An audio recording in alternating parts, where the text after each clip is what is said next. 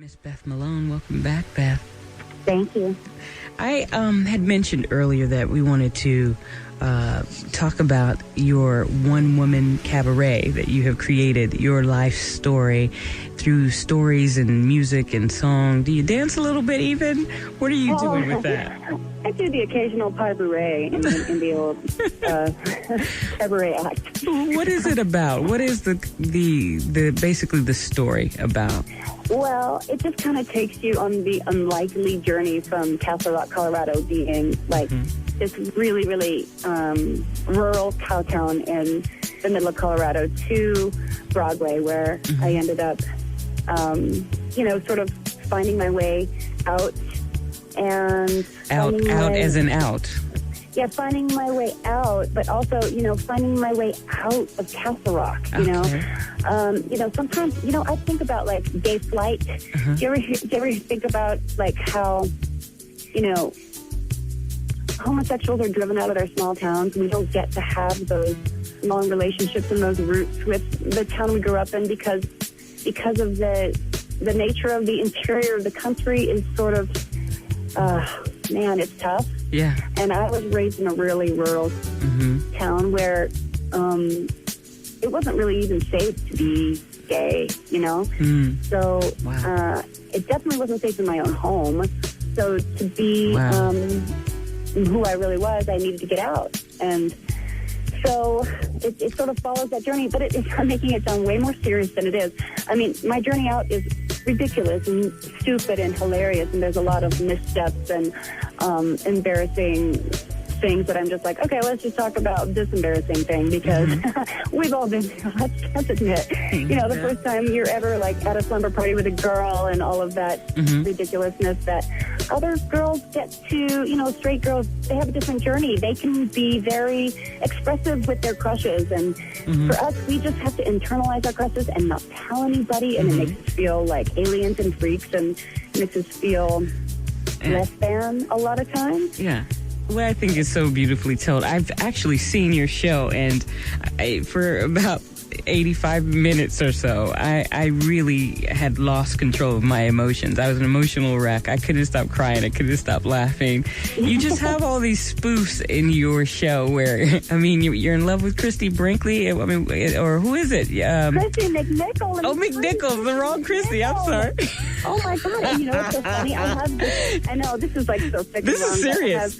Yeah. I mean, Christy McNichol. I mean, anybody who is my age, which let's just say, I mean, yeah. I was in love with her too. Now, come on. Were you really? Okay. Okay. And you know what? She needs our love right now. Christy McNichol is still out in the valley, and you can find Christy McNichol, and you can walk up to her and say, "Well, I love you, man." I don't know if she would appreciate that. I actually think she would be afraid and call security, but I love her. I mean, she is Barbara Mandrell. I mean, there's some unlikely Barbara Mandrell. Okay. Yes. Okay. It gets a little embarrassing, but so starting there and then moving into just sort of like college crushes and inappropriate friendships that ended up just being frustrating until the first time I actually came out to myself inside my own mind and said, okay, what you are is gay. Is that how the conversation went? Well, it was somewhere in high school. I remember I was getting a Coke from the Coke machine, and I was just like, you might as well just admit you're gay, like to myself in my head. Really? And then I proceeded to date boys and torture them for another 5 years. Okay. You know what I mean? It's just like, oh, why is that so elusive? Why doesn't she love me the way I love her? I'm like, I'm doing the best I can. But, and then finally finding that first person who's like willing to go to bed with you and break your heart, get up and then dump you and break your heart. Yeah. Take your underwear and your heart away. This is horrible. I understand. Yes, it hurts. Those early years, I wouldn't go back for nothing. I'm telling you. I mean, anybody who's in that journey right now, I'm just sort of like, we just need to rally around. Go and see her show. We'll help you. It's like therapy. You see your own, you learn to laugh your own life. You learn to laugh because laughter is medicine. It's good for you. Yes, that's true. And part of my journey was coming out to my very Republican parents and losing them.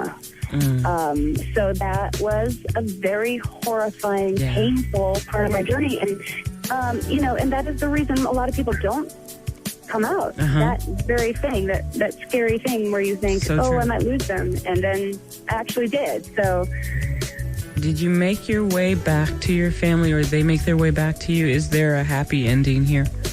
There is a happy ending.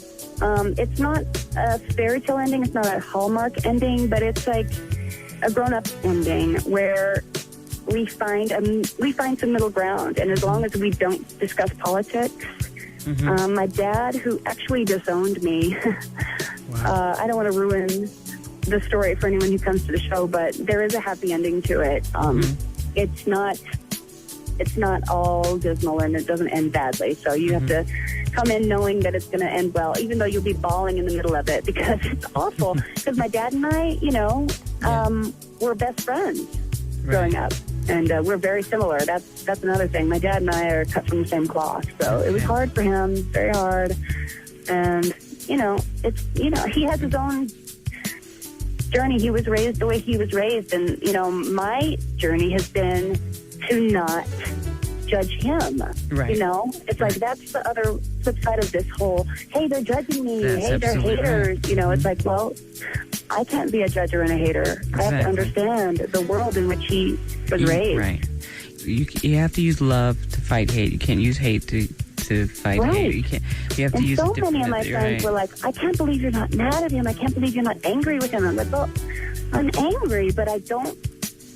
But you love him. I never stopped loving him. Exactly. And so Satin Lounge, this story, Beth Malone so far, is this beautiful tale of her journey to healing. And there's so many beautiful messages that are inside of it. And I loved it. I remember coming up to you with tears in my eyes at the end telling you thank you, because I saw similarities in my own life. And who would have thought? I mean, when you were at home scripting this and putting this together, that you were, going to be the instrument to help heal people.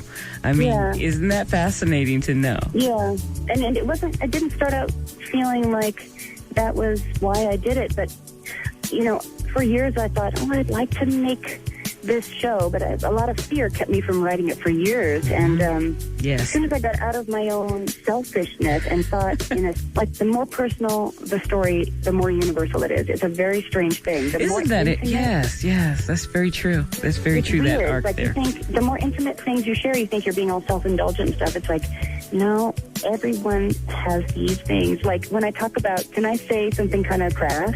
Well, say it.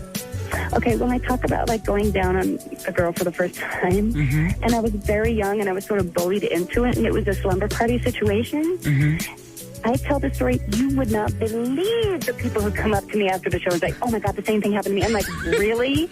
Because I'm telling the story thinking like I'm an alien and this happened to me, and oh my God, and so many people come up and go, oh my God, I was at a slumber party, I was in 6th grade, and my friend made me go down on her, and I was like, oh my God, see? I'm not a freak. We're all connected. It's all relatable. It's relative. It's relatable. I love it. It's a human experience. You know what I mean?